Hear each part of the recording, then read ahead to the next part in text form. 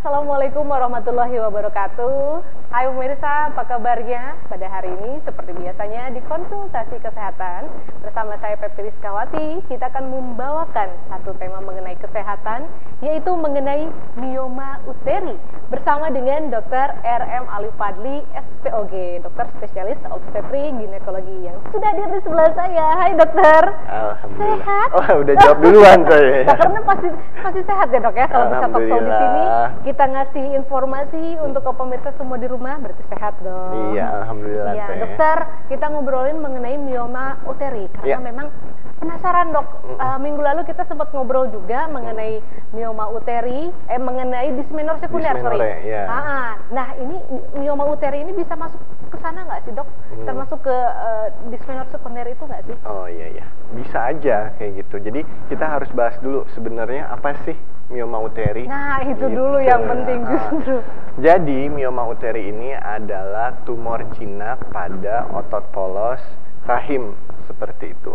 Jadi yang harus dipikirkan itu adalah miom adalah tumor jinak, bukan suatu keganasan. Seperti itu.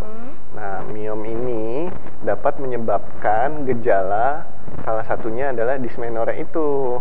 Nah, tapi paling sering sebenarnya miomnya itu menyebabkan terjadinya perdarahan yang abnormal atau menstruasinya itu menjadi banyak dan ya berlebih gitu, tidak sewajarnya. Misalkan wajarnya itu ganti pembalut 3-5, nah ini bisa ganti sampai 7 gitu, sampai 10, bahkan sampai menyebabkan pasiennya tuh lemas, pucat. Nah, itu bisa bisa menyebabkan anemia dari miom itu.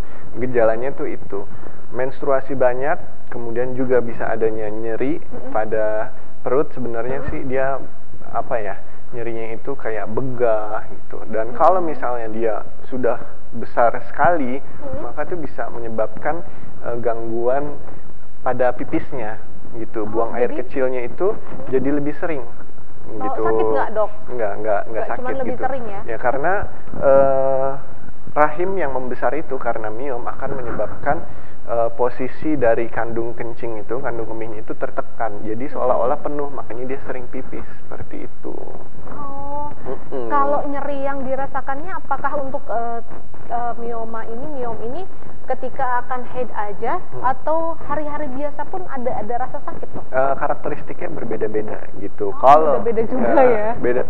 Jadi kalau misalnya miomnya ini tidak menstruasi aja dia kadang nyeri gitu. Tapi kalau misalnya menstruasi bisa jadi itu akan lebih berat gitu. Tergantung dari ukuran dan juga posisi miomnya di mana. Nah, kita akan bahas juga nih posisinya beda-beda gitu. Balik lagi ke klasifikasinya miomnya itu ada berapa jenis sih? Baru mau nanya, bener dok, ada berapa macam si miomnya tersebut? Jadi langsung dijawab nih? Boleh langsung dijawab. Jadi miom ini secara garis besar itu diklasifikasikan menjadi 3 berdasarkan lokasinya.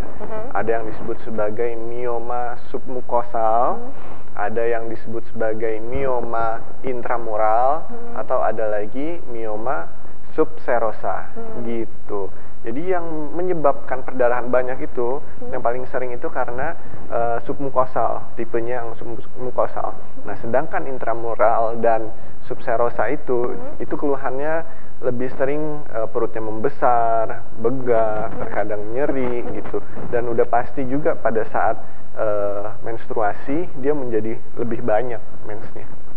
Iya, baik. Berarti kalau misalnya yang ternyata ini lebih harus cepat ditindak yang mana nih dok dari 3 tersebut?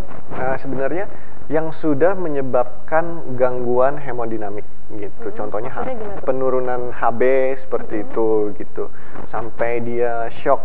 Nah, itu harus segera ditangani gitu. Sampai HB-nya kan HB normal itu di atas 12 seperti itu. Nah, kalau misalnya dia HB-nya sampai 4, saya pernah ketemu pasien seperti itu, sampai 3, itu kan berbahaya sekali. Iya, gara-gara mensnya banyak gitu, dia tidak menyadarinya, nggak apa-apa. Ternyata pas diperiksa di perutnya ada miom gitu. Siap, nanti lanjut kembali dok, masih penasaran. Dan tentunya pemirsa di rumah pun sama, masih penasaran. Jadi jangan kemana-mana karena kita ada pariwara berikut ini. Sebentar saja, kita akan segera kembali sesaat lagi, masih di konsultasi kesehatan.